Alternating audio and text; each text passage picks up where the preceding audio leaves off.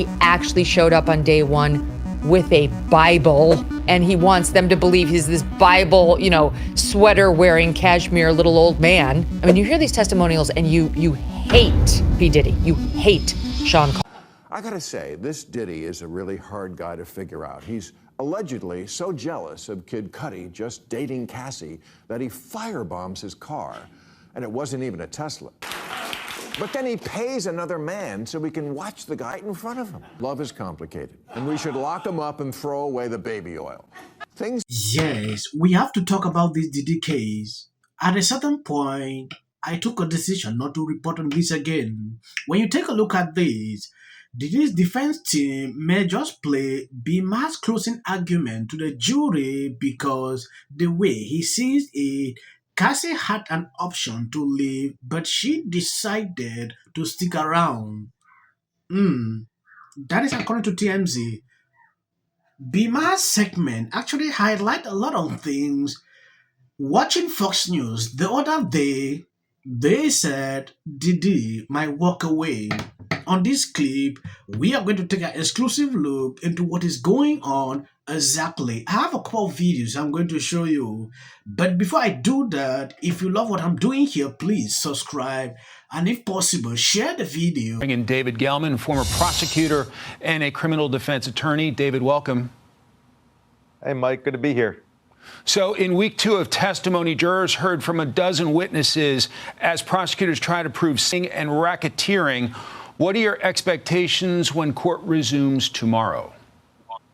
It's going to be really interesting tomorrow when Diddy's third or fourth assistant takes a stand, and she's going to actually corroborate Kid Cudi's testimony from last week, where he said that Diddy and another associate of his Porsche years ago at his house. Now, you have to have cooperation about that because nobody can put Diddy there. And in fact, nobody even can say Diddy's the actual one who did it. But if they can say that Diddy or an associate of his did it, then you may have a racketeering charge there. Because right now, as it stands, Mike, nothing, and I mean nothing, is sticking to Diddy. Diddy's lawyers are trying to make the case that his escapades do not amount to federal crimes. How difficult is that argument? I think they're doing a fantastic job, honestly. Look, everybody has said, and Diddy's lawyers even said it in their opening statement, Diddy is not a good guy. However, what we've heard so far from the testimony of Cassie and the other individuals does not amount to the federal charges that he's being charged with right now. I'm not going to say anything that we heard is very good because it's all horrific. However, the state or the government in this particular instance needs to prove beyond a reasonable doubt that he conspired to racket. So far, they're falling way behind in this. And I know there's a lot more to go in this trial because they're saying it's going to be about 8 weeks. Yes, I believe you've heard him. That is his opinion pertaining to what is going on. He's an attorney. I'm nobody. I'm just a reporter. Now going into this video. I'm going to bring the audience up to speed on what's happening in the Diddy trial. Well, the central theory of the case is that Diddy's long-term girlfriend, Cassie Ventura, and others were not participating in his weird romps voluntarily, but were essentially coerced into them by threats and or force by Diddy, who had this weird obsession with bizarre involving workers, tons of baby oil, and lots of lube. If I hear that word one more time from reporters I respect, and it's just so jarring.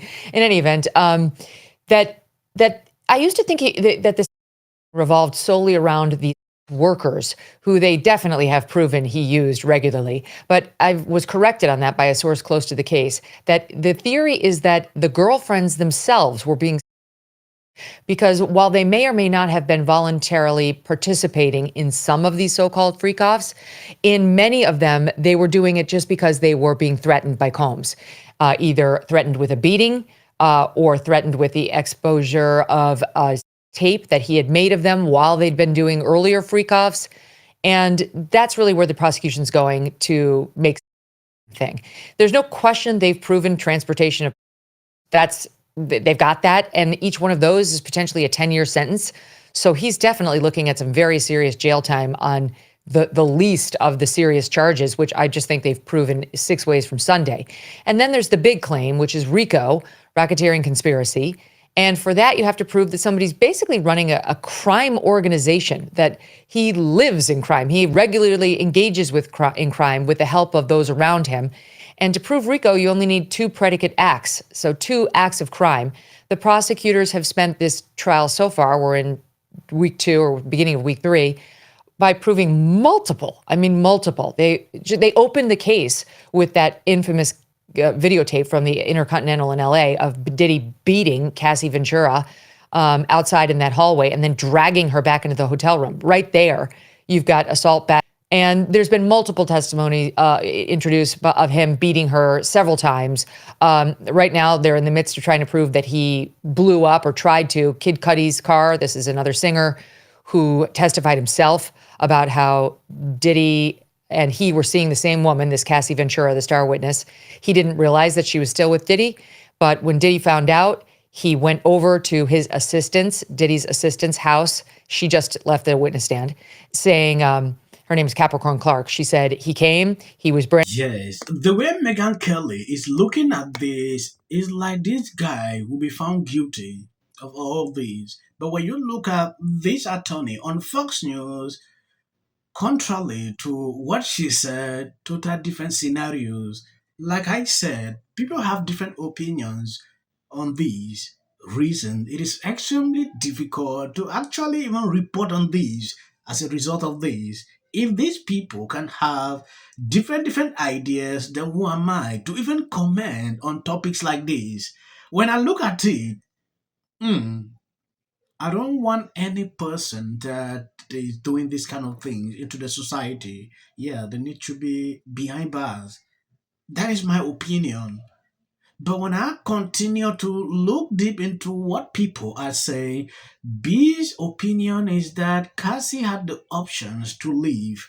For all intents and purposes, Cassie Ventura, she was enslaved by Sean Puffy Combs. When you start making demands and you start making threats that you can't go anywhere until I give you permission, or else a beating, a threat, verbal, continue to happen and will continue to happen. I gotta say, this Diddy is a really hard guy to figure out. He's allegedly so jealous of Kid Cudi just dating Cassie that he firebombs his car. And it wasn't even a Tesla. But then he pays another man so we can watch the complicated. And we should lock him up and throw away the baby oil. Things have changed enough so that moving forward, the rule should be, if you're being abused, you gotta leave right away. Now, I completely understand why in the past women often did not do that. I understand, as counterintuitive as it seems, why an abused woman would send complimentary texts or emails to her abuser after the abuse. In an era where women felt, for good reason, that OG predators like Bill Cosby and Harvey Weinstein never be held accountable, why not at least get something out of it? These men were surrounded by all sorts of enablers. No one listens to women or takes them seriously era anymore. And I'm aware that it can be difficult to leave an abusive relationship. New grand bargain. We take every accusation seriously, but don't tell me any more about your contemporaneous account that you said to 2 friends 10 years ago. Tell the police right away. Don't wait a decade. Don't journal about it. Don't turn it into a one-woman show. And most importantly, don't keep. If Diddy walks free, it will be because his lawyers can point to an endless stream of text from Cassie expressing what's often called enthusiastic consent to their life. If you're Me-Tooing someone, it doesn't help your case if you texted him, "Me too. I just want it to be uncontrollable." If you want us to think you weren't always ready to freak off, don't write, "I'm always ready to freak off." That is it. Thank you guys for always being there sharing out my videos. I don't want to make it long for clips. You see, after this, that is just for the YouTube algorithm. These people don't want to recommend my videos.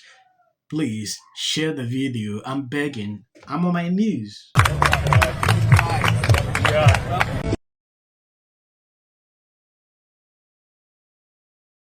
People line up for my advice. and you're walking away like I'm stupid. It's like, Why don't we choose more carefully who we're going to lionize? why marriage, infertility, trying to have kids makes things difficult. It's like She's seriously depressed about how hard it is to live in the White House. Post this morning alleging that since I said I will prevail. It also shouldn't be racial. Require Carmelo to run. He had 100. Has been overwhelming. The lies and their amplification. This is not going to end. Right is right and wrong is wrong.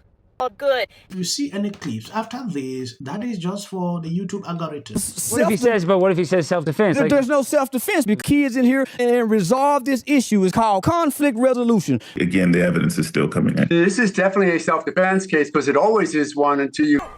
Because she's fearful of what might happen to her. followers for anything, and then Registration Act is talking about Term, and you will be very... Once again, the field was littered with Wintour does. And black people don't want to live around ratchet black. how bad is his reputation going to be? The superseding indictment, the most recent indictment,